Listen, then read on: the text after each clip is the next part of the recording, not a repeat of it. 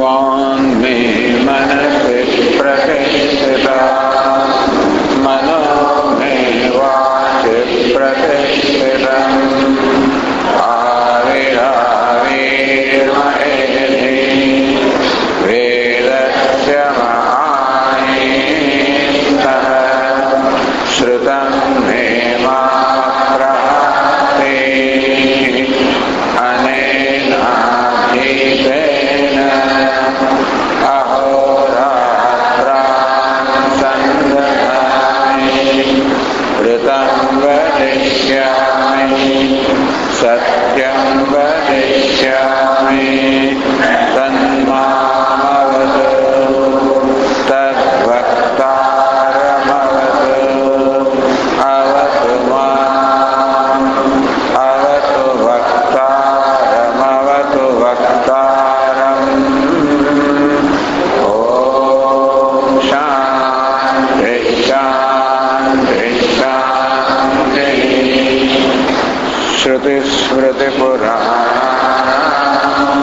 श्रुतिस्मृतिपुराणानामालयं करुणालयं नमामि भगवत्पादं शङ्करं लोकशङ्करं शङ्करं शङ्कराचार्यं केशवं बादरायणं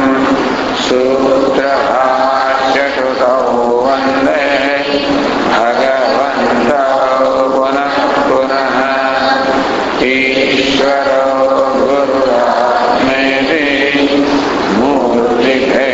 मूर्तिभेदविभागिने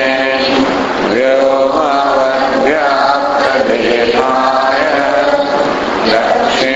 दक्षिणामूर्तये नमः। इष्टा समापान पर कौशितके उपनिषदમાં ये पैराग्राफ छेલ્લા શબ્દો नो एतन्नाना तद्यथा रसस्य हरेषु नेमिः अर्पितः नाभौ हराः अर्पिताः एवमेव एताः भूतमात्राः प्रज्ञामात्रासु अर्पिताः प्रज्ञामात्राः प्राणे अर्पिताः शेष प्राण एव प्रज्ञात्मा आनंदः अजरः अमृतः नो एतन्नाना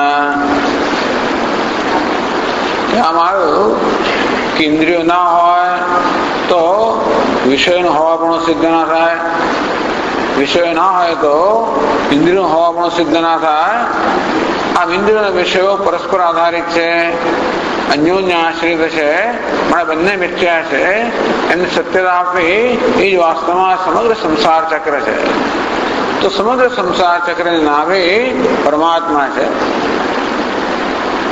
એટલે કહેવામાં નો એતન નાના આ ઇન્દ્રિયના વિષયો પરસ્પર ભિન્ન છે એમ ન માનું કઈ રીતે તો દેખા રથસ્ય રેષુ નેમિ અર્પિત એવી રીતે એક વીર હોય ચક્ર હોય પૈડું હોય એ પૈડાની જે નેમી છે એ કેવી રીતે આના આરાઓમાં અર્પિત હોય છે અર્થાત એના પર આધારિત હોય છે આરાઓ જે છે એ નાભી પર આધારિત છે अब नाभि ये सर्वन आधार है तीर्था परमात्मा का आत्मा सर्वन आधार है आ विषयों जैसे बधा इंद्रियों पर आधारित है इंद्रियों जैसे नाभि अर्थात आत्मा पर आधारित है इस आत्मा स्वात्मा प्राण शेष प्राण ये प्राण है शेष प्रज्ञा एक प्रज्ञा है आत्मा एक आत्मा है आनंद है एक आनंद है अजर है अमृत है तो હવે આપણે જે શ્લોકો જોઈ રહ્યા છીએ એમાં આત્મા વેશ્યા જે શબ્દોનો પ્રયોગ થયો, પ્રાણ, પ્રજ્ઞા, આત્મા, આનંદ, આ બધા શબ્દો ગ્રંથકાર એક પછી એક સમજાવી રહ્યા છે.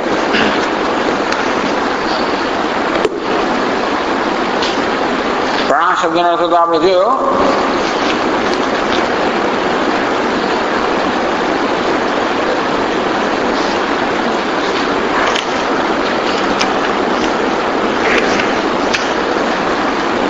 ચતુર્વિધાનામ ભૂતાનામ જીવનમ મત્તેવ હિ. ચારે પ્રકારના જીવો જે છે, અંડજ, શ્વેતજ, ઉદ્ભિજ, જરાયુજ, જીવનમ મત્તેવ હિ. ઇન્દ્ર કહે છે, આત્મા કહે છે કે આ બધાનું જીવન મારે કારણે છે. પ્રાણ એથી પ્રાણ, જીવ એથી પ્રાણ, જે જીવંત રાખે છે એને પ્રાણ કહેવાય. તો સર્વ પ્રકારના જીવો જગતમાં જે છે એ હું ચૈતન્યને કારણે જીવંત માટે એ અર્થમાં બધાને જીવંત રાખવાના અર્થમાં હું પ્રાણ છું. તેર પ્રાણોપ્યહમ. પ્રાણ શબ્દ બુદ્ધિ સમાશ્રય અપ્રાણોપે. વાસ્તવમાં હું પ્રાણ નથી, અર્થાત સીધે સીધું પ્રત્યક્ષ રીતે હું કશાને જીવંત રાખવા પણ નથી. હું તો જીવન મૃત્યુ બધા માટે જવાબદાર છે, બધાનો અધિષ્ઠાન છે. આમ અપ્રાણ, પ્રાણ શબ્દના વાચ્યાર્થ હું નથી, છતાં પ્રાણ શબ્દનો લક્ષ્યાર્થ હું છું. અપ્રાણોપી. પ્રાણ શબ્દ બુદ્ધિ સમાશ્રય, છતાં પણ આ પ્રાણ શબ્દ અને પ્રાણ શબ્દને કારણે જે ખ્યાલ જન્મે છે એ ખ્યાલનો લક્ષ્યાર્થ હું આત્મા છું. એ રીતે હું પ્રાણ શબ્દ છે, પ્રાણ છું. ન પ્રાણે ન અપાને ન મર્ત્યો જીવતિ કશ્ચન. કે વાસ્તવમાં પ્રાણ કે અપાન જે આપણે જાણીએ છીએ એનાથી કોઈ જીવન, કોઈ પણ પ્રાણી જીવંત નથી. આ પ્રાણ અપાન કોઈ પણ જીવને જીવંત રાખવા શક્તિમાન નથી. પ્રજ્ઞે વધુ જીવંતી યસ્યામ એત ઉપાસ્યત. આ પ્રાણ અપાન બંને વાસ્તવમાં ચૈતન્યના આશ્રિત છે, જેને કારણે પ્રાણ અપાન બંને પોતપોતાનું કાર્ય કરવા સમર્થ છે. એ પ્રાણ હું છું. પ્રજ્ઞા શબ્દ સમજાયો. પ્ર અને જ્ઞા. પ્રકર્ષેણ જાનાતિ પ્રજ્ઞા અથવા પ્રકૃષ્ટમ જ્ઞાન પ્રજ્ઞા. જ્ઞાન કર્મેન્દ્રિય ગણમ શાંતઃકરણ દેહગમ પ્રજાનામી. પ્રકર્ષેણ જાનામી. હું બધાને સાથે જાણું છું, બધાનો સાક્ષી છું, બધાનો અવભાષક છું. જ્ઞાન કર્મેન્દ્રિય ગણમ. આ જ્ઞાનેન્દ્રિયો, કર્મેન્દ્રિયો, શાંતઃકરણ અપ અંતઃકરણ, દેહકમ દેહ, આ સમગ્ર આજે 12 જે ઇન્દ્રિયો છે પ્રજાનામી આત્મરૂપ. એ બધા આત્મા હોવાને કારણે, એ બધા વાસ્તવિક સ્વરૂપ હોવાને કારણે એ સર્વનો પ્રકાશક છું અને જ્ઞાતા છું કે પ્રકાશક છું. માટે પ્રકર્ષેણ જાનામી, સારી રીતે જાણતા હોવાને કારણે ઇન્દ્રિયો જાણે છે, અંતઃકરણ જાણે છે, તો આત્મા શ્રેષ્ઠ રીતે જાણે છે. ઇન્દ્રિયો પોતાના વિશે જાણે છે એટલે એ પણ જાનાતી, જાણે છે એમ કહેવાય. અંતઃકરણ પણ ઇન્દ્રિયો દ્વારા વિષયોને જાણવા માટે એ પણ જાણાતી, જ્ઞા શબ્દથી એનો ઉલ્લેખ કરી શકાય. પરંતુ પ્રજ્ઞા વિષયો અને ઇન્દ્રિયો અને અંતઃકરણ બધાને જાણવા, આ બધા જેને જાણી શકે અને જે બધાને જાણે છે એને પ્રજ્ઞા એટલે કે સારી રીતે જાણનાર કહેવામાં આવે, ઉત્તમ રીતે જાણનાર કહેવામાં આવે. મજ્ઞપ્તૌ સકલમ વિશ્વમ ભાતિ નાન્યેન હેતુના. વળી જગતમાં જે કોઈ કશું પણ જાણે છે મારે કારણે જાણે છે. ઇન્દ્રિયો કહો, અંતઃકરણ કહો, સૂર્યચંદ્ર કહો, જે કોઈ પ્રકાશિત કરે છે એ બધાનું જીવન હું છું, મારે કારણે પ્રકાશિત કરે છે. મજ્ઞપ્તૌ સકલમ વિશ્વમ ભાતિ. હું જ્ઞપ્તિ છું, જ્ઞાન સ્વરૂપ મારા કારણે સમગ્ર વિશ્વ ભાષી રહ્યું છે. અન્ય હેતુના, બીજા કોઈ કારણથી નહીં. એમ ન માનવું કે સૂર્ય, ચંદ્ર, અગ્નિ કે જ્ઞાનેન્દ્રિયો, કર્મેન્દ્રિયો, અંતઃકરણ એ બધા જગતને પ્રકાશિત, એમ ન માનવું. વાસ્તવમાં મારે કારણસર પ્રકાશિત છે. તેન પ્રજ્ઞેતિ નામમ ઉદિતો વેદવાદિભિ. એટલા જ માટે વેદના જે જ્ઞાતાઓ છે મને પ્રજ્ઞા એ નામથી કહે છે. તો મારું જ્ઞાન કેવું છે? બીજું બધું જ્ઞાન છે મર્યાદિત છે, હું જે જ્ઞાન સ્વરૂપ છું અમર્યાદિત છું. દેશ કાલ સ્વરૂપાખ્ય ભેદત્રય વિવર્જનાત. હું જ્ઞાન સ્વરૂપ છું. દેશ કાળ વસ્તુ આ બધા પ્રકારની સીમાઓથી પર કે સીમાઓથી મુક્ત એવું જ્ઞાન છું. સ્વપ્રકાશ સ્વભાવાત છે. બીજા બધા જે પદાર્થો છે, જે જ્યોતિર્મય પદાર્થો છે, પરપ્રકાશ છે. સ્વપ્રકાશ સ્વભાવાત હું સ્વયં પ્રકાશ છું. માટે પ્રજ્ઞા હમ પ્રતદન માટે એ પ્રતદન હું પ્રજ્ઞા છું. એટલે આપણે જે જ્ઞાન જાણીએ છીએ, પ્રજ્ઞા શબ્દથી આપણે જે જ્ઞાનથી પરિચિત છે એ જ્ઞાન કરતા વિશિષ્ટતામાં શું છે બતાવે. કારણ કે જ્ઞાન તો આપણે જાણીએ છીએ, આપણે જે જ્ઞાન જાણીએ છીએ એમાં જ્ઞાતા જ્ઞેય અને જ્ઞાન આ પ્રકારની ત્રિપુટી હોય છે. જેમાં જ્ઞાતા જુદો, જ્ઞેય જુદું, જ્ઞાન જુદું. તો જે જ્ઞાનથી આપણે પરિચિત છીએ, જ્ઞાનમાં આ પ્રકારનો ભેદભાવ જે ત્રિપુટી છે, એ જ્ઞાન પણ વૃત્તિના રૂપમાં છે. એ જ્ઞાન પણ જળ છે કે પ્રકાશિત છે. તેથી એ જ્ઞાનથી આની વિશેષતા બતાવવા માટે કેવી રીતે જ્ઞાનને પણ જાણનાર હું છું, અર્થાત જે વૃત્તિરૂપ જ્ઞાન છે એનો પ્રકાશક હું છું. આ વૃત્તિ ભલે વિષયને પ્રકાશિત કરી દો, સમજ જગતને પ્રકાશિત કરનાર હું સ્વયં પ્રકાશ છું. તો ઉપરાંત આ જ્ઞાન જે છે એ દેશ કાળ વસ્તુની સીમામાં મર્યાદિત છે. હું જે જ્ઞાન સ્વરૂપ છું આ સરસ સીમાઓથી રહિત છું. પછી આગળ 501 શ્લોકમાં કહે છે, 365 પાના પર એની ટીકા 363 પાના પર છે. ટીકાકાર કહે છે, લોકે અધિષ્ઠાનત્વં પરાગ રૂપાણામ શુક્તિકા રજ્જુ પ્રભૃતિનામ એવ પ્રસિદ્ધમ. લોકે અધિષ્ઠાનત્વં, આ જગતના જે અધિષ્ઠાન છે કે પરાગ રૂપાણામ, જે બહારના જે બાહ્ય પદાર્થો છે એ અધિષ્ઠાન રૂપે જાણીતા છે. શુક્તિકા રજ્જુ પ્રભૃતિનામ, જેમ કે શુક્તિકા એટલે કે છિપોલી એ રજત અથવા ચાંદીનું અધિષ્ઠાન છે. છિપોલી પર ચાંદીનો અધ્યારોપ થતો હોય છે. તે રીતે આ ચાંદીનું અધિષ્ઠાન છિપોલી બહાર છે. પરાગ રૂપાણામ આપણાથી ભિન્ન છે. રજ્જુ, આ રજ્જુ છે એના પર સર્પનો અધ્યારોપ થતો હોય છે. રજ્જુ સર્પનું અધિષ્ઠાન છે, રજ્જુ પણ અન્યત્ર છે, બહાર છે. એક પરાગ રૂપ, એક પ્રત્યેક રૂપ, બહારના રૂપ અને આત્મરૂપ. આ રીતે પણ આત્મા જે પ્રજ્ઞા છે એને બીજા બધા કરતા વિશિષ્ટ કરે છે. પરાગ રૂપાણામ શુક્તિકા રજ્જુ પ્રભૃતિનામ એવ અધિષ્ઠાનત્વમ લોકે પ્રસિદ્ધમ. અધિષ્ઠાન એ શબ્દનો પ્રયોગ જયારે થાય આપણા મનમાં હંમેશા રજ્જુ આવી જાય. રજ્જુ સર્પનો રજ્જુ આવી જાય, શુક્તિકા રજતની શુક્તિકા આવી જાય. અધિષ્ઠાન શબ્દથી આપોઆપ જ આપણા મનમાં આમાંનું કોઈ ચિત્ર ખડું થઈ જાય. અને એ પદાર્થ કેવો છે? પરાગ રૂપ, એ બાહ્ય પદાર્થ છે. એની પ્રસિદ્ધમ, પ્રસિદ્ધનો અર્થ એ છે કે અધિષ્ઠાન શબ્દનો વાચ્યાર્થ આવો છે. અધિષ્ઠાન શબ્દના પ્રયોગથી આપણા મનમાં આ પ્રકારનો ખ્યાલ ઉત્પન્ન થાય. પ્રત્યેક વસ્તુના પ્રત્યેક આત્મા જે પરાગ વસ્તુ છે, બાહ્ય વસ્તુ જે અધિષ્ઠાન પ્રસિદ્ધ છે, પણ આત્મા ક્યારે અધિષ્ઠાનો પ્રસિદ્ધ નથી. અધિષ્ઠાન શબ્દનો ઉચ્ચારણ થાય કે અધિષ્ઠાન શબ્દનો ખ્યાલ આવે ત્યારે આપણા મનમાં આત્મા એવો ખ્યાલ જન્મે. આ રજ્જુ શુક્તિકા એ પ્રકારના બહારના પદાર્થનો જ ખ્યાલ જન્મે. મમ તુ જ્ઞાન રૂપસ્ય પ્રત્યેક વસ્તુનો સર્વાધિષ્ઠાનત્વમ. વાસ્તવમાં આ બધા અધિષ્ઠાનનું પણ અધિષ્ઠાન છે. મમ તુ જ્ઞાન રૂપસ્ય, એ ચૈતન્ય સ્વરૂપ છે, જ્ઞાન સ્વરૂપ છે. પ્રત્યેક વસ્તુને હું પ્રત્યેક આત્મા છું, અંતરતમ તત્વ છે. આ બાહ્ય તત્વ છે, હું તો અંતરતમ તત્વ છું. એવું અંતરતમ જે આત્મા છું, જે ચૈતન્ય છું, જ્ઞાન સ્વરૂપ છું, એ વાસ્તવમાં સર્વ જગતનું અધિષ્ઠાન છે. એટલે જો હું કેવું વિલક્ષણ અધિષ્ઠાન છું. આ રજ્જુ સર્પ વગેરે પદાર્થો અધિષ્ઠાન કરા તો બહાર રહીને અધિષ્ઠાન છે. હું તો પ્રત્યેગાત્મા રહીને અધિષ્ઠાન છે. આ રજ્જુ સર્પ વગેરે તો કોઈ પદાર્થનું અધિષ્ઠાન છે.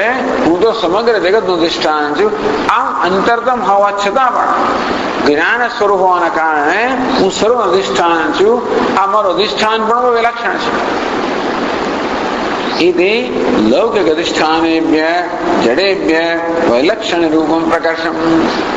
आ रीते जे जाणीता अधिष्ठान है, जे बाह्य है, जे जड़ है, एमना करता हूँ अंतरतम चैतन्य अधिष्ठान च प्रकारे अधिष्ठान मारी अत्यंत विलक्षणता है, विशेषता है. ये पण आ प्रशब्दनो प्रज्ञामां आ प्रशब्दनो आ विलक्षणता रूपे अर्थ थाय. प्रशब्दार्थ अभिप्रेत्य अर्थांतरम दर्शयति. प्रज्ञा शब्दनो बीजो अर्थ है. प्रज्ञामां जे प्र छे ए बधी विशेषता बतावे छे. प्रज्ञा अर्थ आत्म चैतन्य छे, एनी जुदा जुदा प्रकारनी विशेषता बतावे. અને એક વિશેષતા એ છે કે વિલક્ષણ પ્રકારનું અધિષ્ઠાન છે. એ વાત 501 શ્લોકમાં કહે છે. અથવા જ્ઞાનતો ભિન્ના અધ્યાસાનાં સમાશ્રયા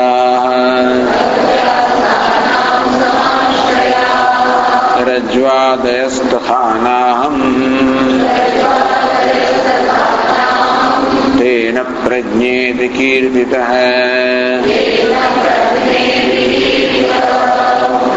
अथवा एम कही शकाय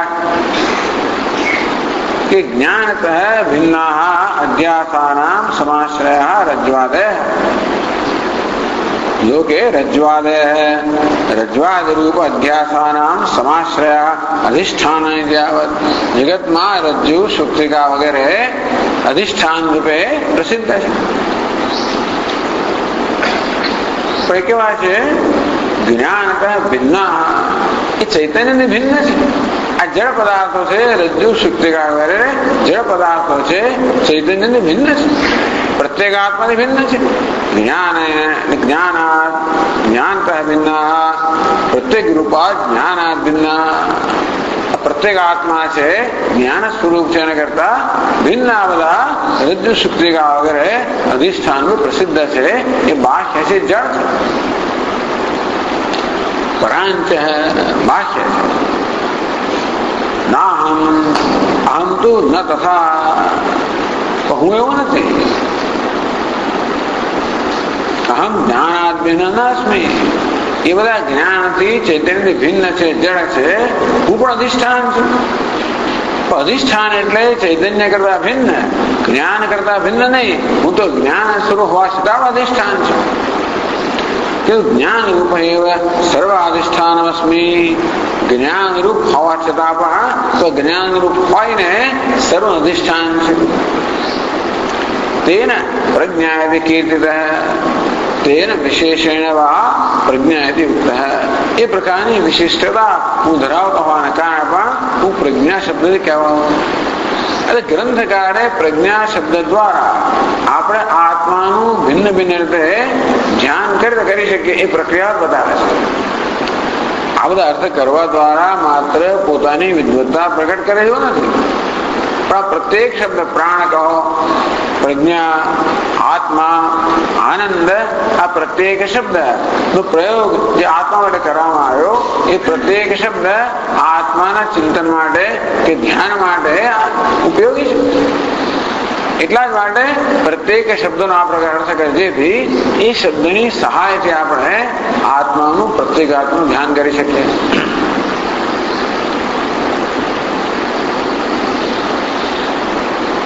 એટલે ટીકાકાર કહે છે આગળ રજતાદીનામપી શુક્તિવચ્છિન્ન ચૈતન્યમેવ અધિષ્ઠાનમિતિ લોકાન જાનંતિ. જો લોકો ખરેખર જાણતા હોત તો ખબર પડત કે ચૈતન્ય અધિષ્ઠાન છે.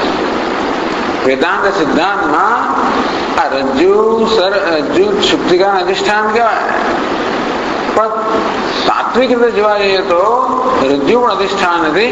રજ્જુ અચ્છિન્ન ચૈતન્ય એટલે કે રજ્જુથી મર્યાદિત થયેલું ચૈતન્ય છે એ અધિષ્ઠાન છે, રજ્જુ નહીં. છતાં એમ કહી શકાય કે એ ચૈતન્ય જે છે એ બહારપણાથી વિશિષ્ટ તો ખરું જ. રજ્જુ અવચ્છિન્ન ચૈતન્યમાં બહાર અંદર હોતું નથી, છતાં પણ રજ્જુ જે ઇદમ છે એનાથી વિશિષ્ટ તો ખરું. જરા તો અહમ એનાથી વિશિષ્ટ છે. એ રીતે પણ આ અધિષ્ઠાન બીજા અધિષ્ઠાન કરતા ભિન્ન છે. લોકો એ જાણતા નથી, માટે લોકો તો રજ્જુ કે શુક્તિકા એ પ્રકાર અધિષ્ઠાન વિચાર કરે, એ તો હું વિલક્ષણ છે. લોકો જાણતા પણ હોત કે રજ્જુ કે શુક્તિકા અવચ્છિન્ન ચૈતન્ય, રજ્જુ કે શક્તિકા સ્થળે રહેલું ચૈતન્ય એનાથી મર્યાદિત ચૈતન્ય અધિષ્ઠાન છે, તોય પણ હું તો એવું કોઈ મર્યાદા વગરનું અધિષ્ઠાન છું. એ પ્રકારનું પ્રજ્ઞા કહેવાય. આમ પ્રજ્ઞા શબ્દના આપણને 4 અર્થ કરવામાં આવે. હવે કહે છે પ્રાજ્ઞેતિ પાઠાંતર વિપ્રેત્યા પ્રાણ પ્રાજ્ઞ આત્મા. એવું ક્યાંક એવો પાઠ ભેદ છે. પ્રજ્ઞાના બદલે પ્રાજ્ઞ એવો પાઠ છે. ચાલો પ્રાજ્ઞ શબ્દ હોય આત્મા વપરાતો હોય તો એનો શું અર્થ કરવો? તો 502 શ્લોક મળે છે સ્વસજાતિ વિજાતીય વર્જિતાત્મ સ્વરૂપયા પ્રજ્ઞયા નિત્યયુક્તત્વાत् પ્રાણ પ્રજ્ઞોહમીરિતઃ.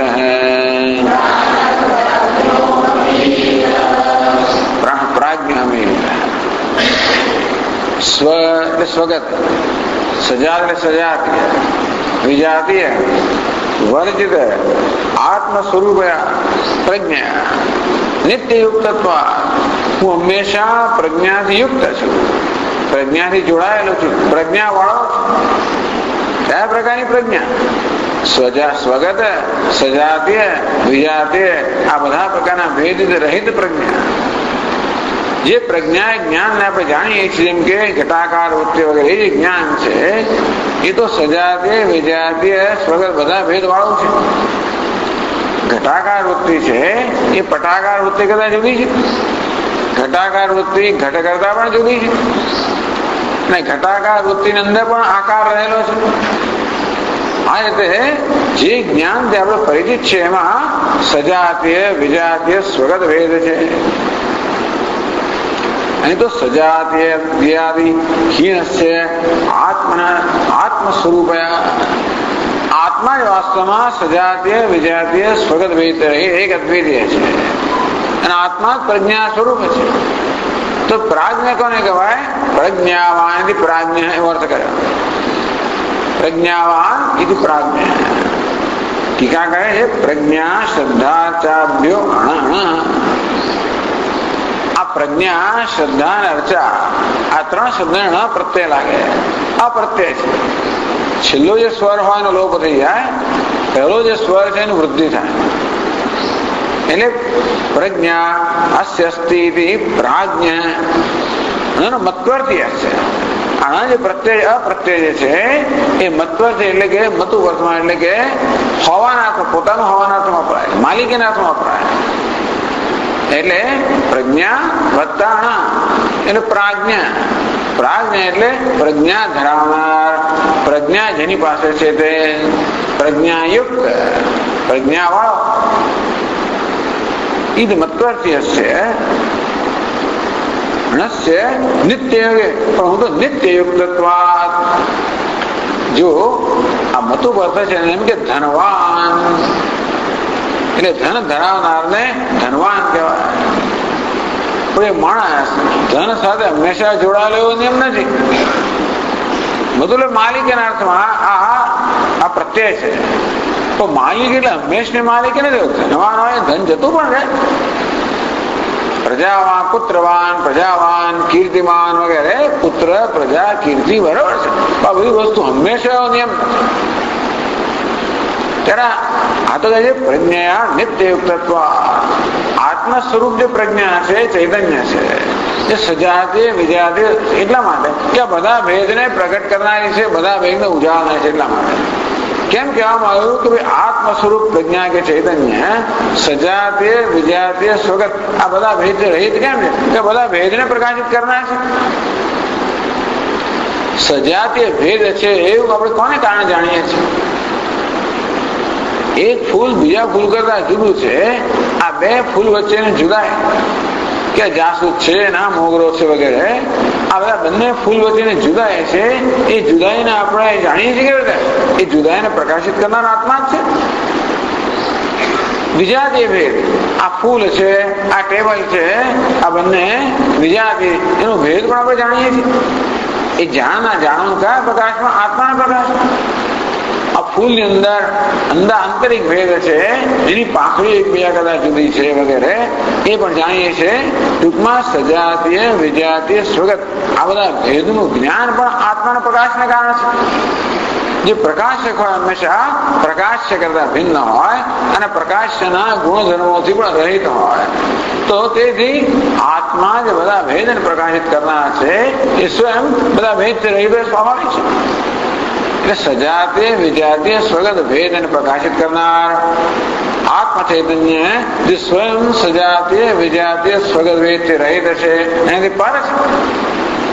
એવી પ્રજ્ઞા વાળો હંમેશા નિત્ય હંમેશા પ્રજ્ઞા વાળો હોવાને કારણે ખરેખર પ્રજ્ઞા સ્વરૂપ છે એને પ્રજ્ઞા વાળો કહેવાય નહીં. પ્રજ્ઞા વાળો કોને કહેવાય? જે પ્રજ્ઞા કરતા ભિન્ન હોય. ધનવાન કોને કહેવાય? ધન કરતા ભિન્ન હોય. એ ખરેખર તો આત્મા આ પ્રજ્ઞાવાન છે ના કહેવાય મુખ્ય અર્થ. છતાં મમ આત્મા ભૂત ભાવના ભગવાન કે મારો આત્મા બધા ભૂતને બધા ભૂતને સ્થિતિ આપનાર છે, ઉત્પન્ન કરનાર છે. તેમ મારી પ્રજ્ઞા એવો અર્થ વાપરીએ તો એમ કહેવાય કે હું આ નિત પ્રજ્ઞા હંમેશા ધરાવનાર છું. પ્રજ્ઞા સ્વરૂપ હોવાને કારણે હંમેશા પ્રજ્ઞા ધરાવું છું. માટે પ્રાણ પ્રાજ્ઞ એટલા માટે હું જે પ્રાણ છું એને પ્રાજ્ઞ કહેવામાં આવે છે.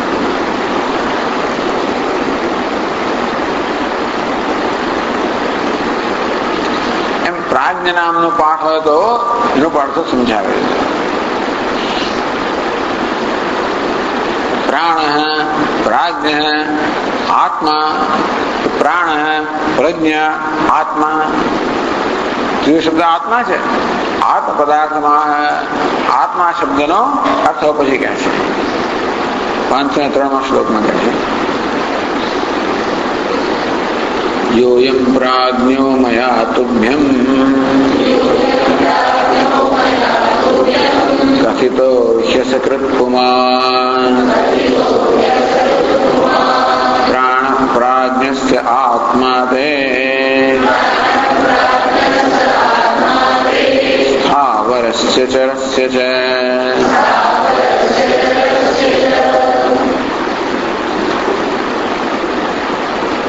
योयम प्राज्ञ है मया तुभ्यम कथित है. हमारा में प्राज्ञ शब्द नहीं तने समझ आपी.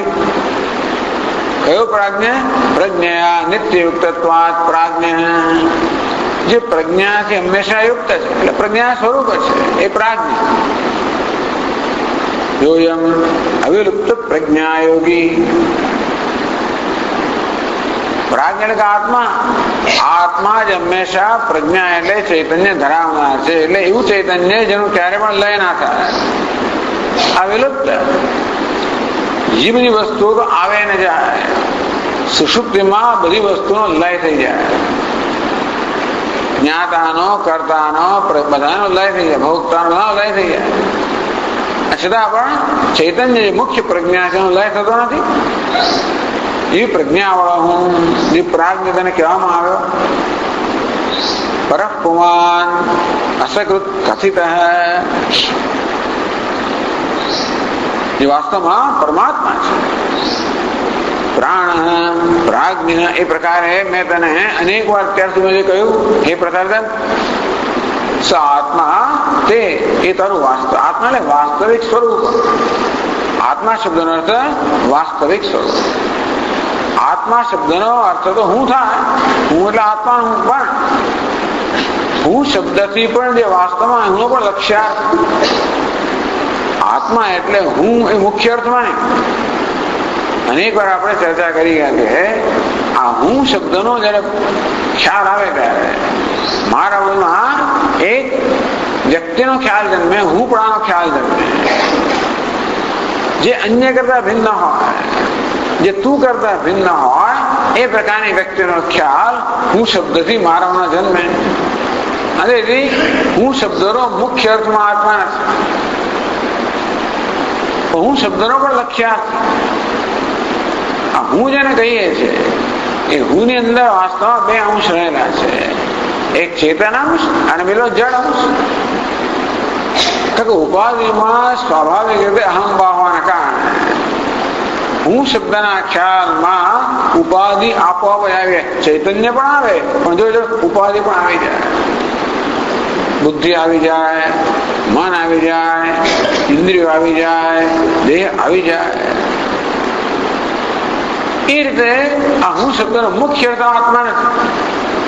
તો લક્ષ્યાર્થ કઈ રીતે? આ હુંમાં કે અહંકારમાં જે ચેતન અંશ છે એ આત્મા છે. એ રીતે અહંકાર પણ આપણને ચૈતન્યનું જ્ઞાન પ્રાપ્ત કરવામાં દ્વારભૂત બને. અહંકાર પણ ચેતનનું જ્ઞાન પ્રાપ્તનું સાધન બને. આમાં એમ કહો તો ભવતિ ચિન્વત અહિપતત્યામ નિજ વિચારણા. અહમનું સાર તત્વ શું છે, અહમનો ઉદ્ભવ શેમાંથી થાય છે, એ જોઈ ત્યારે ખબર પડે કે આ અહમની અંદર પણ જે આ જડ અંશ છે, જે આકાર છે, વિકાર છે, તેનો ઉદ્ભવ થાય છે, જેનો નાશ થાય છે, એવો એક અંશ છે. કરતા પણ હું છે, ક્યારેક હું કર્તાના રૂપમાં હોય, ભોગતાના રૂપમાં હોય, જ્ઞાતાના રૂપમાં હોય, સુખી હોય, દુઃખી હોય, પિતા હોય, પુત્ર હોય. હું આકાર બદલ્યા કરે છે. આકાર જે છે બદલાતો અંશ છે, જડ અંશ છે. એનો બાદ થાય ત્યારે હું છું જે સ્વયં પ્રકાશ ચૈતન્ય રહે એ હુંનો વાસ્તવિક અર્થ છે. આત્માને વાસ્તવિક સ્વરૂપ એ પ્રકાર અવિલુપ્ત પ્રજ્ઞા, જે પ્રજ્ઞા કે ચૈતન્ય જેનો ક્યારેય લોપ થતો નથી, લય થતો નથી, એ ત્રણ અવસ્થાને પ્રકાશિત કરનાર છે. એવું નિત્ય ચૈતન્ય, સ્વયં પ્રકાશ ચૈતન્ય એ તારું વાસ્તવિક સ્વરૂપ છે, માટે એને આત્મા કહેવામાં આવે છે. योयम अविलुप्त प्रज्ञायोगी प्राज्ञ परपुमान तुभ्यम्य प्राण प्राणोपाधिक प्राज्ञ प्रज्ञोपाधिक असकृत कथित बोधित. જેનો મેં તને પ્રાણ, પ્રજ્ઞા, પ્રાજ્ઞા એ રીતે અનેક વાર અત્યાર ઉપદેશ કર્યો. તે આત્મા એ કે અન્ય નથી, તે તારું વાસ્તવ સ્વરૂપમ. જે પ્રાજ્ઞ છે એટલે પ્રજ્ઞા છે, પ્રાણ છે, તારું વાસ્તવિક સ્વરૂપ છે. શું છે મારું વાસ્તવિક સ્વરૂપ? હું પ્રાણ છું, હું પ્રજ્ઞા છું, હું પ્રાજ્ઞ છું. ન કેવલમ તમૈવ કિંતુ સ્થાવરસ્ય ચરસ્ય છે. સર્વસ્ય સ્થાવરસ્ય ચરસ્ય. એ પ્રસાદન માત્ર તારું જ વાસ્તવિક સ્વરૂપ છે એમ નહીં, પરંતુ સ્થાવર અને જંગમ જે કાંઈ છે બધાનું વાસ્તવિક સ્વરૂપ. જડ અને ચેતન જે કઈ જગતમાં છે એ સર્વનું વાસ્તવિક સ્વરૂપ અસ્થિ, ભાતિ, પ્રિય એટલું છે. આમ આત્મા એક અર્થ સમજાવ્યો વાસ્તવિક સ્વરૂપ. જે પણ હોય, જેમ સોનું અલંકારનું વાસ્તવિક સ્વરૂપ છે, તે આત્મા કે ચૈતન્ય પ્રત્યેક નામ રૂપનું વાસ્તવિક સ્વરૂપ છે. અસ્થિ, ભાવિ, પ્રિય એ પ્રત્યેક નામ રૂપનું વાસ્તવિક સ્વરૂપ છે. એટલે માટે આત્મા કહેવાય છે. પછી બીજું સર્વાંતરત્વ આદાય આત્મ શબ્દ અત્ર વર્તતે. સર્વાંતરત્વ આદાય આત્મા સર્વાંતર છે, સર્વ અંતરતમ છે. મારો તમારો સર્વનો અંતરતમ છે. તો એ અંતરતમતા ને લઈને આત્મ શબ્દો અત્ર વર્તતે. અંતરતમ હોવાને કારણે પ્રજ્ઞા માટે આત્મા એ શબ્દનો પ્રયોગ અહીંયા કરવામાં આવ્યો છે. દર્શન એક વચન મને ખરેખર આત્માનું એક જ વચન હોવું જોઈએ, એના અનેક વચન ના હોવા જોઈએ. ભલે આત્મા આત્માનું આત્માના એ પ્રકાર આપણે કહીએ ખરા, અને આત્મા એટલે હું હોય તો બરોબર છે, પણ અહમ આવામ વયમ ભલે કરતા હોઈએ, પણ અહમ શબ્દોનો જે વાસ્તવિક અર્થ છે ચૈતન્ય, એમાં બહુ વચન શક્ય છે, કારણ કે ચૈતન્ય બે ને બહુ હોય જણા છે. આત્મા તો એક જ હોય, એક જ છે. એક વચનમ એક વચનાર્થમ તેથી એક વચન જે અર્થ છે એ પણ કહે છે પછીના શ્લોકમાં. અસ્મદ્ધિ શબ્દ ગમ્યોયમ અસ્મદ્ધિ શબ્દ વર્જિત એક એવ જગત્યસ્મિન નભોવદ્ભેદ વર્જિત.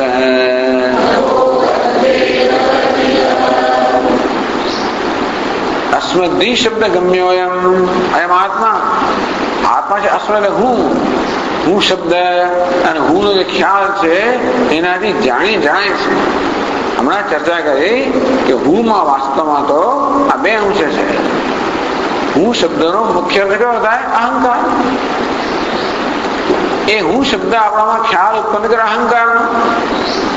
અસ્મ શબ્દ નથી, હું એક શબ્દ છે અને શબ્દ આપણામાં એક ખ્યાલ ઉત્પન્ન કરે અહંકારનો.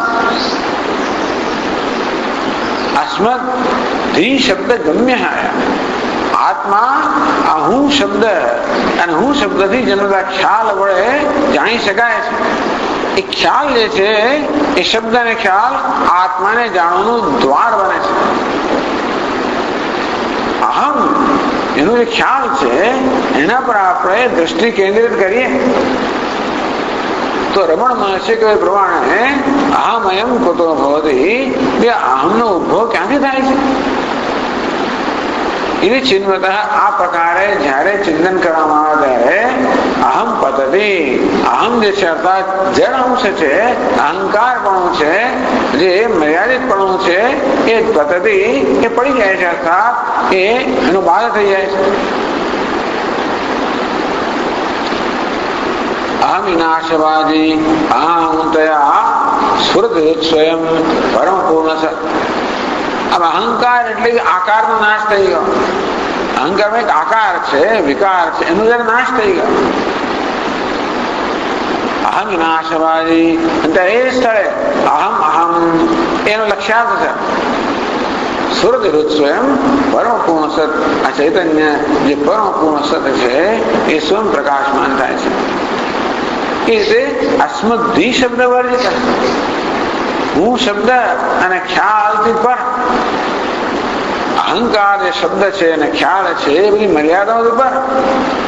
એટલે કે અહમ એ શબ્દ જેના માટે મુખ્ય અર્થમાં ન પ્રયોગી શકાય, છતાં પણ અહમ શબ્દ અને એનાથી ખ્યાલ જેના જ્ઞાનનું સાધન બને છે એ તેમ કહેવાય કે ભાઈ આત્મા અહંકારનો વિષય બની ગયો, કે અહંકાર અહમ દ્વારા જાણી શકાય.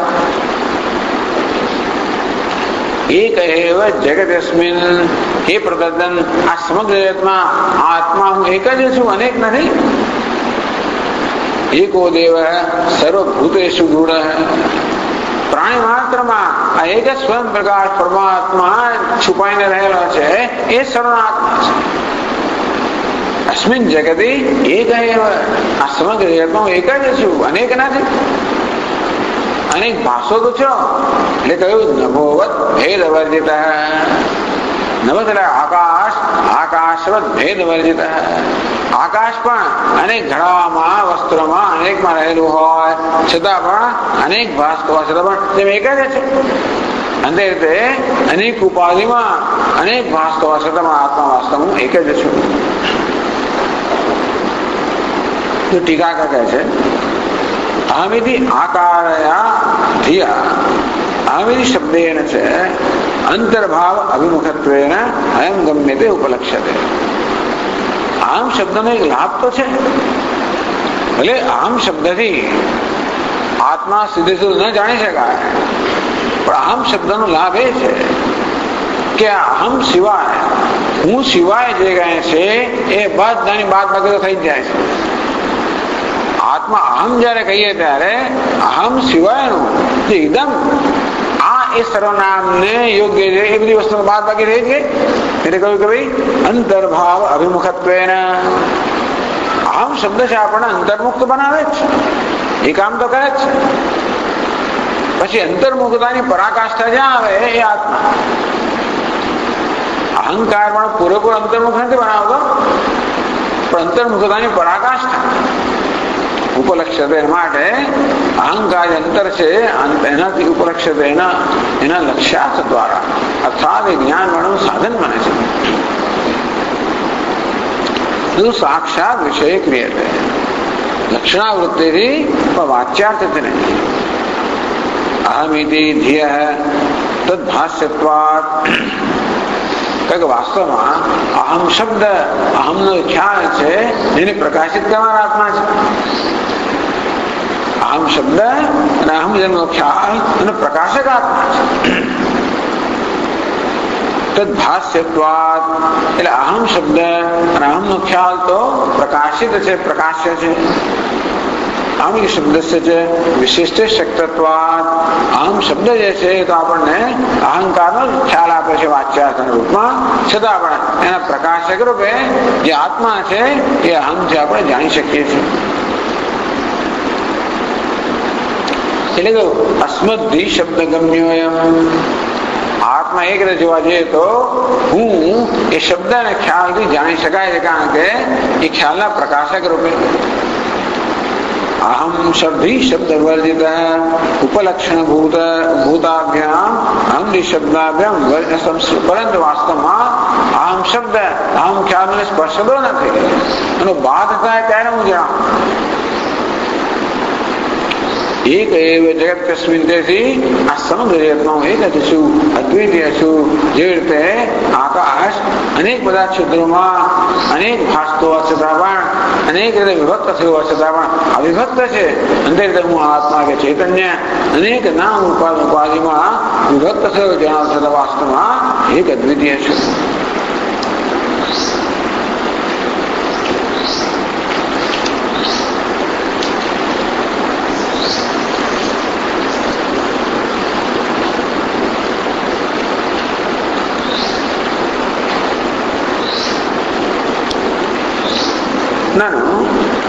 यदि एकम आत्मतत्वं यथा अहमिति हिरण्यगर्भस्य नाम ऐकरूपेण सर्वशरीरेषु अभिव्यज्यमानम्. कैसे 364 पाना पर 505वां श्लोक में टीका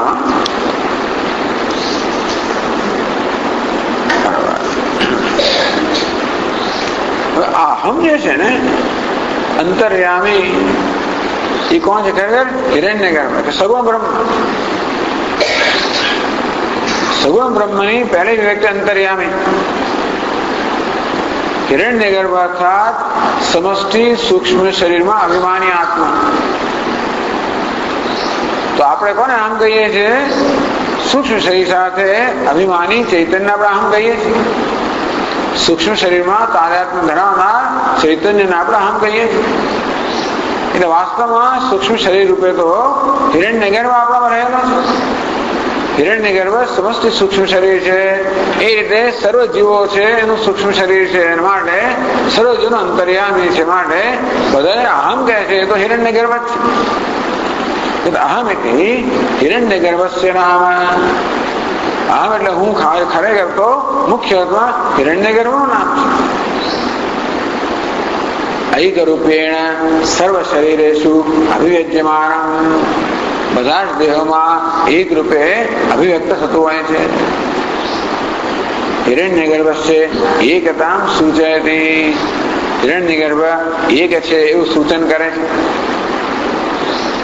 બૃહદારણ્ય કે પ્રોક્તમ બૃહદારણ્ય ની અંદર શું કહેવામાં આવ્યું કે આત્મા વાય તમે કે વાગ્રાસિત. આત્મા એટલે હિરણ્યગર્ભની વાત છે. ऐतरेय उपनिषदમાં આત્મા એટલે પરમાત્માની વાત છે. પરંતુ બૃહદારણ્યકમાં આત્મા તો હિરણ્યગર્ભ થાય છે. કારણ કે એને બીક લાગી એને ના થયું તે ટૂંકમાં તો બૃહદારણ્યકમાં આત્મા શબ્દથી હિરણ્યગર્ભ કહેવામાં આવે. તથા આત્માયતે નામ મમ એકત્વમિતિ નમો દૃષ્ટાંતેને વાહ. જેમ અહમ છે એ હિરણ્યગર્ભની એકતા વ્યક્ત કરે છે, તેમ ઇન્દ્ર કહે છે કે આત્મા શબ્દ મારી ચૈતન્યની એકતા અભિવ્યક્ત કરે છે.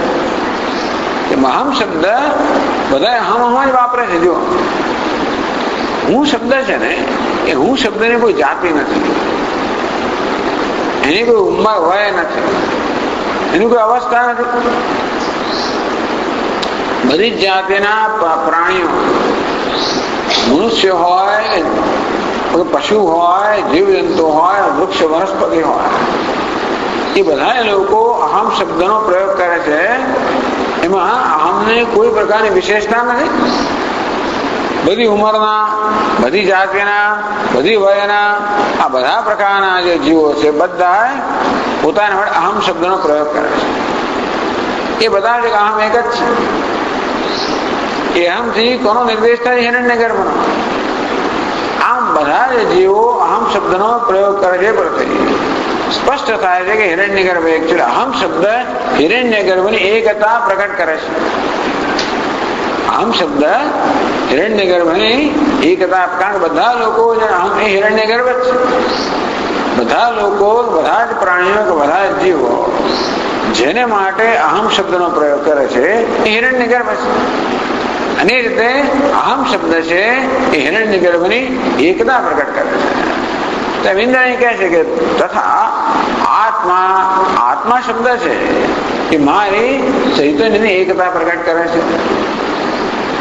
એથી નભો દૃષ્ટાંત એની વહી પાછું આગળ જેમ આકાશનું દૃષ્ટાંત આપે એ દૃષ્ટાંત કહે છે કે આત્મા શબ્દ પણ મારી એકતા પ્રકટ કરે છે. 505 શ્લોકમાં કહે છે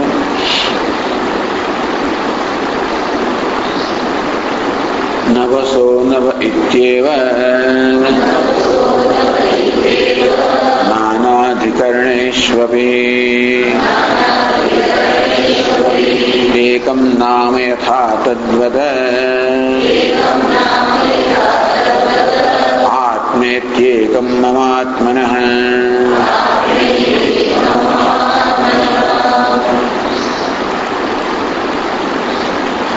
યથા નાના અધિકરણેષ્વપી નવસઃ નવ ઇતેવ એકમ નામ.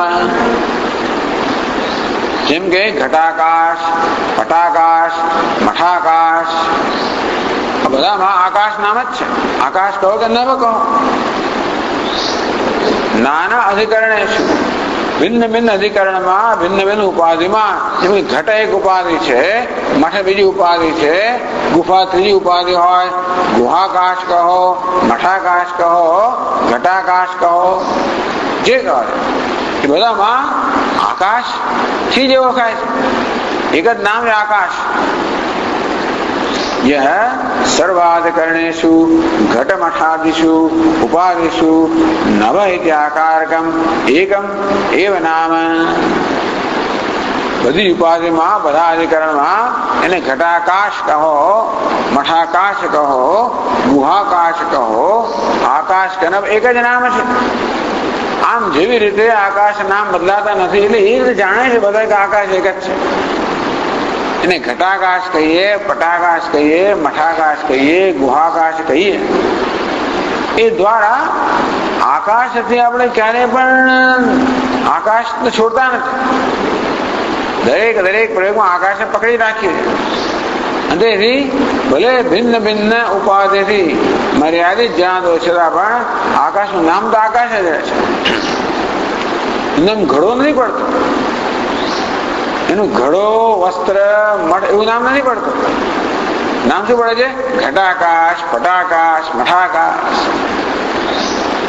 સોનાને પણ ભલે બંગડી, બુટ્ટી, ફલાણું, એમાં સોનું આવતું નથી. નામ બદલાય, એવું બદલાવું ના જોઈએ.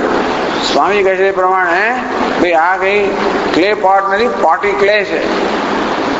આ મૃત ઘટ નથી, પણ ઘટાકાર મૃત છે. છતાં શબ્દના પ્રયોગને કારણે જાણે વસ્તુ જુદી એવો આપણામાં ભાસ થાય છે, એવો ભ્રમ થાય છે. તથા તદ્વત યથા તદ્વત આત્મૈદેકમ મમાત્મન. તે જે સ્વરૂપ છે, આત્મા એટલે સ્વરૂપ, આ સ્વરૂપ તો વાસ્તવમાં એક જ છે. અંતેથી જીવાત્મા કહેવાનું, પરમાત્મા કહેવાનું, ગમે તે કહો, પણ આત્મા શબ્દ જતો નથી અંદર. અન્નમય હોય, પ્રાણમય હોય, મનો, બધામાં આત્મા શબ્દ રહેવાનો જ છે. અંતેથી હું જે વાસ્તવિક સ્વરૂપ છું એક જ છું.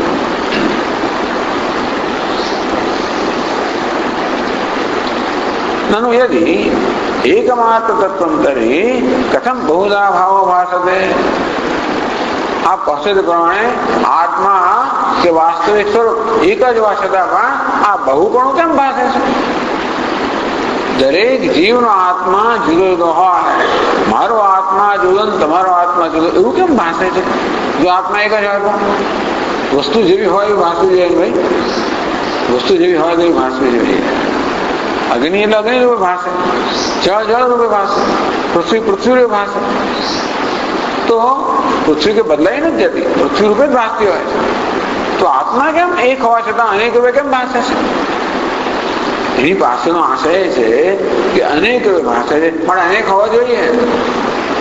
જો આત્મા અનેક ના હોત તો શા માટે અનેક રૂપે ભાસતો હોત? એક શબ્દ એક રૂપે ભાસવો જોઈએ ને. અનેક રૂપે ભાસવા માટે આત્મા એક છે, આપની વાત બરોબર નથી. શંકા કરીને અવિદ્યારૂપ દોષાદય સ્વપ્ન દૃષ્ટાંતના, તો કે અવિદ્યારૂપી દોષને કારણે એક જ આત્મા અનેક ભાસે. સ્વપ્ન દૃષ્ટાંતેના, સ્વપ્નમાં જેવી રીતે નિદ્રા દોષને કારણે એક જ પ્રમાતા અનેક રૂપે ભાસે. આપણે જયારે સ્વપ્ન જોતા હોય ત્યારે સમગ્ર સ્વપ્ન વાસ્તવમાં મારી અભિવ્યક્તિ છે. ત્યારે એનો દ્રષ્ટા પણ હું છું, દૃશ્ય પણ હું છું, જે કઈ બધા હોય બધા હું જ છું. છતાં પણ નિદ્રાના દોષને કારણે એ બધાને એકબીજા કરતા અને મારા કરતા ભિન્ન માનું છું.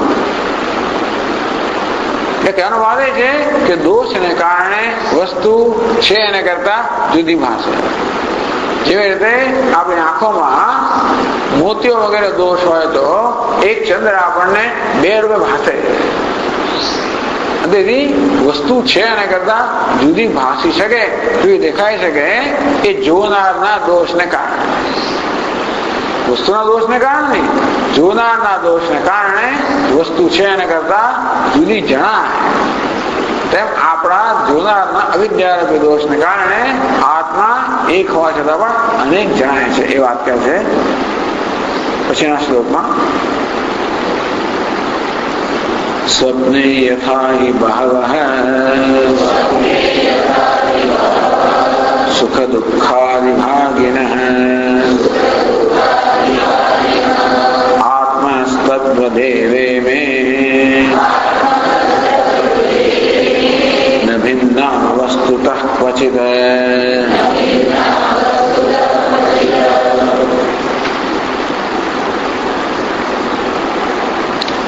સ્વપ્ને યથા હિ બહવઃ સુખ દુઃખાદિભાગિનઃ. યથા સ્વપ્ને સુખ દુઃખાદિભાગિનઃ આત્માનઃ પ્રમાતારઃ એકેન દોષબલાત્ કલ્પિતાઃ. સ્વપ્નમાં આપણને ઘણા માણસો દેખાય, ઘણા જ્ઞાતાઓ દેખાય. ટૂંકમાં સ્વપ્નમાં આપણે જોતા હોઈએ ત્યારે બધા લોકો આપણા જેવા જ દેખાય. હું જેમ જાણના દ્રષ્ટા જેમ બધા દ્રષ્ટા દેખાય. કલ્પના છે, એક હું જ છું. આ હું પણ અનેક બધા પ્રમાતાઓની, જ્ઞાતાઓની, દ્રષ્ટાઓની કલ્પના છે. સ્વપ્ન યથા એવ સુખ દુઃખાદિભાગિનઃ. સ્વપ્નમાં જેવી રીતે મને સુખનો અનુભવ થાય, દુઃખનો અનુભવ બીજાને થતો હું જોઉં છું. બીજો બિચારો સુખી દુઃખી થયો, અંદર અંદર જાત જાતનું ચાલતું હોય, બીજાને કારણે જે હોય એને કારણે સ્વપ્નમાં દેખાય છે. જેવો સંસાર જાગ્રતમાં જે સ્વપ્ન એવો જ દેખાય. કલ્પના છે. હું જ છું, હું ત્યાં બધા રૂપમાં છું. છતાં પણ મને એમ લાગે છે કે આ બધા મારા કરતા જુદા છે. બીજા સુખી છે, દુઃખી છે, દ્રષ્ટા છે, શ્રોતા છે, મંતા છે. આ પ્રકારે કલ્પિતા. આ પ્રકારની કલ્પના દોષ બલાત, આ નિદ્રારૂપી દોષને કારણે આ પ્રકારની કલ્પના કરવામાં આવે છે. તદ્વત ઇમે એમાં જાગ્રતમાં પણ એમાં સમજવું અવિદ્યા દોષને કારણે આ દરેકને મારા કરતા ભિન્ન માનવામાં હું જેમ દ્રષ્ટા છે એમ બધા જુદા દ્રષ્ટા છે. હું એક અહંકાર છે, બીજા બધા અહંકાર છે, એક જ હું છું. એના પર બધી અવિદ્યાને કારણે કલ્પના કરવામાં આવે છે. ન ભિન્ના વસ્તુતઃ ક્વચિત તદ્વદે મેં જાગૃતિ ભાસમાના કલ્પિતા. જાગ્રત અવસ્થાની અંદર પણ અનેક બધા દેખાતા આત્માઓ વાસ્તવમાં કલ્પિત છે. વસ્તુતઃ તો ભિન્ના વાસ્તવમાં જોવા જઈએ જેને હું આત્મા કહું છું એનું જરા વાસ્તવિક સ્વરૂપ તપાસું તો આપણે બહુ તસદી લેતા નથી, ત્યાં જ અટકી જઈએ છીએ. બસ તું કહીને અટકી જઈએ છીએ, હું કહીને અટકી જઈએ છીએ, તે કહીને અટકી જઈએ છીએ. પણ જેને તું કહું છું, હું કહું છું, તે કહું છું એ વાસ્તવમાં શું છે એ તપાસવાની તસદી નથી લેતા. બંગડી, બુટ્ટી, કંઠી કહીને અટકી જાઉં છું. જેને બંગડી કહું છું, બુટ્ટી કહું છું, કંઠી કહું છું, એ વાસ્તવમાં શું છે એ તપાસવાની જરાક તસદી લો તો ખબર પડે કે વાસ્તવ બધું વાસ્તવમાં ભિન્ન છે. એટલે આકાર કદાચ ભિન્ન ભાસતું હોય છતાં પણ વાસ્તવમાં કોઈ ભેદ નથી. અંતે રીતે કોઈ પણ જેનું આત્મા કહું છું, તું કહું છું કે તે કહું છું, એને ખરેખર તપાસું તો ખબર પડે કે આ દરેક જે આકાર છે આકારમાં એક જ ચૈતન્ય ભાસી રહ્યો છે. એક જ ચૈતન્ય આ આકારનો વેશ લઈને એક જ હું ચૈતન્ય અનેક નામ રૂપ આકારનો વેશ લઈને ભાસી રહ્યો છું. જો થોડી તસદી લઈએ તો આ વસ્તુ સમજાય. તો તસદી લેવાની એવી આપણામાં ધીરજ જોઈએ ને. જે દેખાય તરત જ પ્રત્યાઘાત દર્શાવતો હોય આગળ વિચારવાનું જ નહીં ને. જરાક થયું તરત પ્રત્યાઘાત દર્શાવ્યો જ છે એટલે ભાઈ શું છે એની પાછળ આ દેખાયું ખરું, તરત નામ કહી દીધું, સ્ત્રી છે, પુરુષ છે, ફલાણું છે, ઢીકણું કહી જ દીધું. બ્રાન્ડિંગ તરત છાપ લગાવી જ દીધી. એ તો પેલા મારા પર છાપ લગાવી દો, છાપ લગાવે પછી ચાલે. ક્યાં તો મને યુદ્ધ ચાલે કે પછી જે ચાલતું હોય, પ્રેમ પણ થાય, રાગ પણ થાય, દ્વેષ પણ થાય, બંને થાય. અનુકૂળ હોય, પ્રતિકૂળ હોય, જે પ્રકારની છાપ લગાવો, છાપ લગાવે બધો વ્યવહાર ચાલે છે. પણ જેના પર છાપ લગાવવામાં આવે છે એના વિશે ક્યારેય પણ આપણે તસદી લેતા નથી. કકડાટ આખી જિંદગીમાં એ સિવાય કઈ છે જ નહીં. છાપ ક્યાંય સંતોષ નથી, આને કશું છે જ નહીં. ક્યાંથી વાત? એક વાર મારા પર જ છાપ, બીજા પર છાપ લગાવો તો પહેલા મારા પર જ છાપ લગાવી. જો મારા પર છાપ લગાવું એટલે કકડાટનું મૂળ કારણ ત્યાં છે. પછી બધી વસ્તુ કકડાટ વાળી જણાય મને. હું કકડાટનું કારણ આ હું પર એક છાપ લગાવે કે હું ફલાણો છું. પતી ગયો કામ. આખી દુનિયા તો ફલાણા અનુકૂળ હોવાની નથી. થોડું ઘણું અનુકૂળ હોય, બાકી તો નથી હોવાનું. દુનિયાને પોતાના પ્રયોજન હોય ને, દુનિયાને પોતાની વસ્તુ હોય કે બધું મારે માટે ઓછું છે. હું તો ઈચ્છું કે આખી દુનિયા મારું કયું કરે, આખી દુનિયા મારા તાલે નાચે. એ તો બનવાનું નથી. દુનિયા ઈચ્છે કે હું એને તાલે નાચું. જે થોડી ઘણી દુનિયા મારા તાલે નાચે એ મને પ્રિય હોય. જે નાચવાનું પસંદ ના કરે, ઉલટું નાચે, એ મને અપ્રિય હોય. અને જે મારી દરકાર જ ના કરે હું દરકાર ના કરું. આવું થઈ ગયું. આમ રાગ, દ્વેષ અને ઉપેક્ષા થઈ જાય. એમાં આખું દુનિયા ચાલે છે. એથી આગળ આપણે વધતા જ નથી વધતા. જયારે મનમાં કશો પ્રત્યાઘાત જન્મે, રાગ દ્વેષ, ત્યારે વિચારતો હોય તો પૂરતું છે. જેના પ્રત્યે દ્વેષ થઈ રહ્યો છે, રાગ થઈ રહ્યો છે, ફલાણું થઈ રહ્યું છે, કોના પ્રત્યે, કોણ કરી રહ્યો છે? એ કરનાર કોણ છે અને કોના પ્રત્યે થઈ રહ્યું છે? આ કરનાર કોણ છે એ તપાસવાની જરૂર છે. અન્નમયમ અથવા ચૈતન્યમેવ ચૈતન્ય. મહારાજ દૂરી કરતો વાંચે તો કેમ રૂહી ગચ્છેદી, જતો રે હટી જા મહારાજ કહો છો ત્યારે કોને હટવાનું કહો છો? આ અન્નમય પિંડને બીજા અન્નમય પિંડથી હટવામાં કહી રહ્યા છે કે ચૈતન્યને આ ચૈતન્ય હટવાનું કહી રહ્યા છે. કોને હટવાનું કહી રહ્યા છે? એમ જયારે કોઈને હટવાનું કહીએ, કોને વળાવીએ, કોઈને દૂર કરીએ, એ ધંધો નહીં થતો, એ ચાલે છે. યોગ અને છે નથી એને મેળવવું, છે એને પકડી રાખવું. બિચારા માણસોનું જીવન કેમ પસાર થઈ જાય છે આમાં ને આમાં. પછી એમાં થોડા આપણે ઉમેરીએ, બધા જાત જાતના વિશેષણો ઉમેરી અને ખુશ થઈએ વિશેષણ દ્વારા. ખુશી તો આમ જો આપણે સાધન જ નથી ને. એટલે જેમ નાના બાળકો રમતા હોય, મારું ઘર મોટું પેલાનું મોટું એમ કરી તેને ખુશી થાય, પાનાના પેલા મહેલ બનાવે. એવી રીતે આપણે ખુશી જીવન એક પ્રકારની ખુશી. જો મારી પાસે તારી પાસે છે, જો મારું આમ તારી પાસે છે, જો મારું ફલ એમ કરી કરીને આપણે જુદા દુનિયા કરતા આપણી જાતને જુદા કરીને એવો એક કંઈક સંતોષ માનીએ. બીજું જરા મોટો વાળો નીકળે એટલે ફરી પાસે આપણે ડિપ્રેસ થઈ જઈએ, પાછા નિરાશ થઈ જઈએ. આ પ્રકારનું જીવન તદ્દન અક્કલ વગરનું, એના પર બધું ચાલી રહ્યું છે. તેથી જનતવ એટલે આગળ કહે છે કે આ બધા કેવી રીતે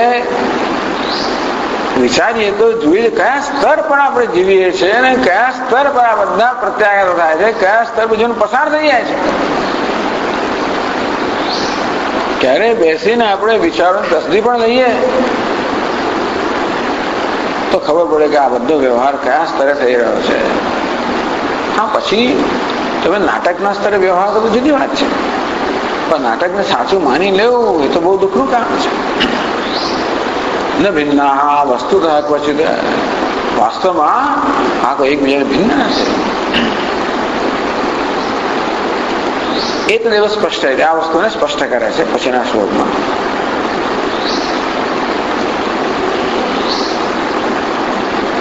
એક એવ યથા સ્વપ્ને નાના દેહાત્મતાં વ્રજેત પ્રતર્દન તથૈકોહમ ત્વમન્યેપી ચ જંતવઃ.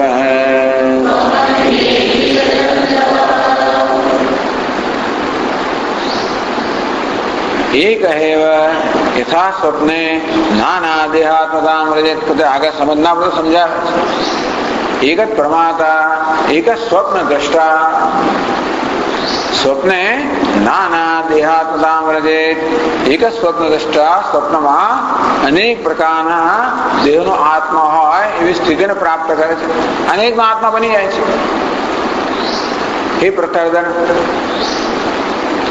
સ્વપ્ને બી દેહા એવ કલ્પિતા. આ સ્વપ્ન કલ્પના કોને ખબર છે? માત્ર ઉપાધિની કલ્પના થાય છે, આત્મા નહીં. તેષામ આત્મા તો પૂર્વ સિદ્ધ એવ ભવતી. આત્મા તો છે જ, સ્વપ્નમાં પહેલી જ છે. તો સ્વપ્નમાં અનેક બધા દેહોની ઉપાધિની કલ્પના થાય છે, અને જોડે જોડે એ ઉપાધિ જેવડો આત્માને માને આત્મામાં પણ અનેક બધાની કલ્પના થાય છે. તથા એકોહમ ત્વમ અન્યેપી જંતવઃ. તે દેહ પ્રકારદન હું, તું અને બીજા. આ જાગ્રત અવસ્થાની અંદર પણ એક પ્રકારદન હું, તું અને બીજા આ પ્રકારની કલ્પનાઓ થાય છે. બસ માયાને જેને દોષ આપવો એને આપો. માયાને કારણે આવી છે અઘટિત ઘટના, પટી હસી માયા વગેરે. એવી તો મોહ જા છે, માણસ એટલો બધો આની અંદર વિચારો ગૂંચવાઈ ગયેલો છે કે એમ બહાર આવો બહુ મુશ્કેલ છે. આટલું બધું કહેવા છતાં બહાર આવતા જ નથી, એમાં જ ગૂંચવાઈ જ ગયેલા. આમથી જ શરૂઆત થાય, ત્યાં જ બધું પૂરું થાય. કે સ્વપ્નમાં જેવી રીતે અનેક દેહની કલ્પના કરીને એ દ્વારા અનેક આત્માની કલ્પના કરવાનો, તેવી રીતે જાગૃતમાં પણ અનેક ઉપાધિની કલ્પના કરીને અનેક આત્માની કલ્પના કરવાનો છે. વાસ્તવમાં જેવી રીતે અનેક ઉપાધિમાં આકાશ તો એક જ છે, અને તે રીતે અનેક ઉપાધિમાં આત્મા કે ચૈતન્ય એક જ છે. માટે આત્મા એટલે કે વાસ્તવિક સ્વરૂપ. આ પ્રકારે આત્મા શબ્દનો પ્રયોગ થયો. ઓમ પૂર્ણમદ પૂર્ણમિદં પૂર્ણાત પૂર્ણમુદચ્યતે